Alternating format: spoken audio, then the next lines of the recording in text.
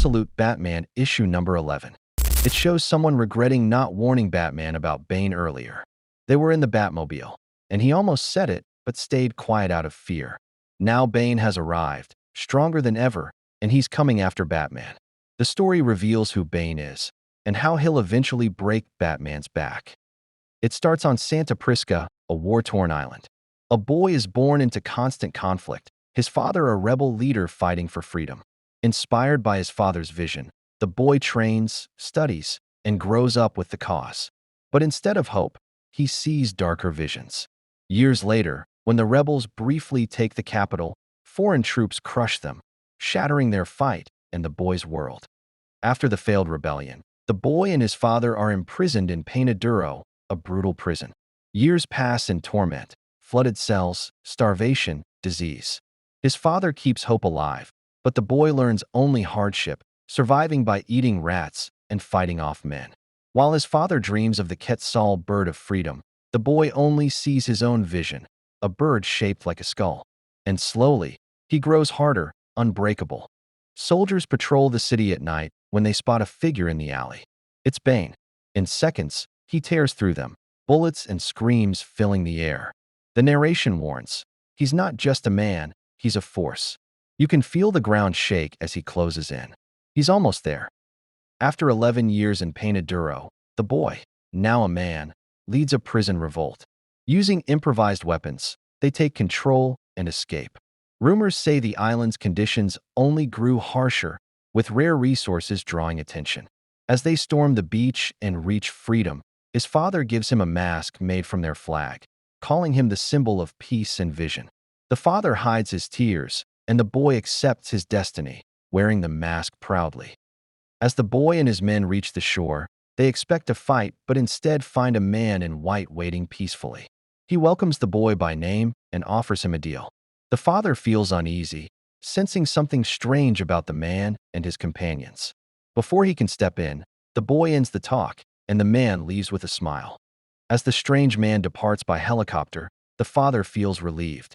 Overwhelmed with love, he finally embraces his son, who asks if he can now see their dream of peace. The father replies that he does. He sees it in him. But in that moment, the boy's hug turns deadly, crushing his father. This is where Bane's true legend begins. Planes explode, journalists are murdered, and pirates are slaughtered.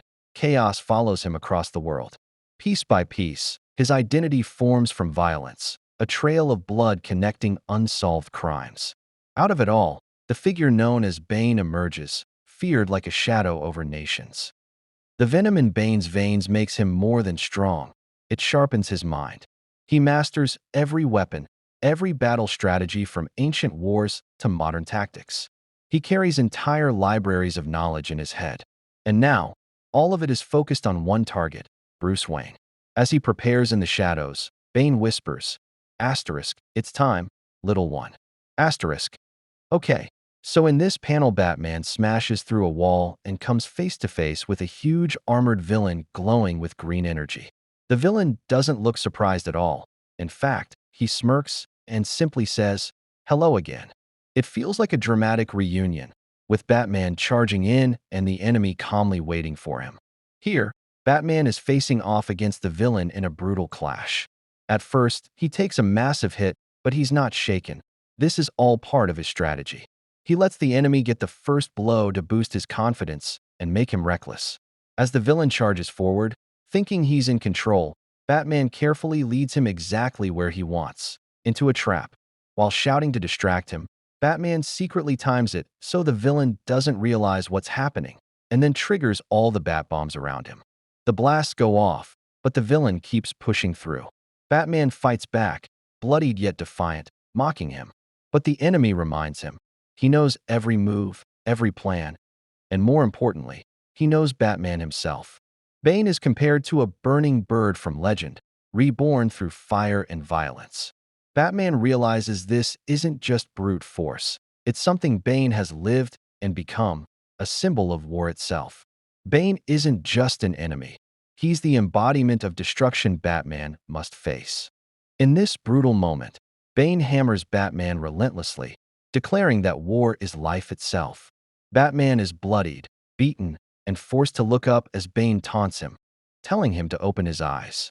The final blow lands with crushing force, and Bane insists that what Batman sees isn't a bat at all, because it never was. It imagines what was once said to Bane, the choice between endless fighting or a different life.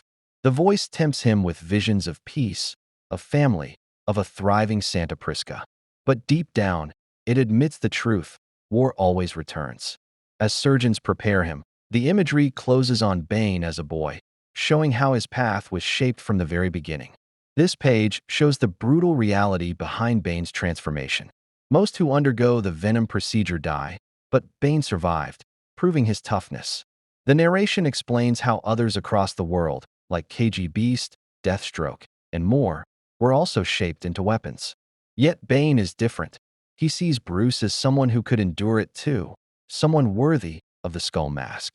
The page closes with the haunting temptation, a vision of Gotham reborn, shining, if only Bruce accepts this path. Bane returns to Santa Prisca, where peace thrives, children laugh, families live without fear. He has a wife and kids who run to him, grateful for what he's built. The narration tempts. This is the life offered to you, Bruce. Family, legacy, peace instead of endless war. This page shows Bane fully transformed, massive, armored, holding a weapon, with bats flying around him under the moon. The narration declares his purpose: to become the hero Gotham needs. It's the ultimate image of Bane as a dark reflection of Batman, reborn not as a villain, but as Gotham's twisted savior. Bane's dark form emerges as the narration taunts: to truly break you isn't by hurting you, but by breaking the ones you care about. The final panel shows innocence and danger, ending on a chilling cliffhanger.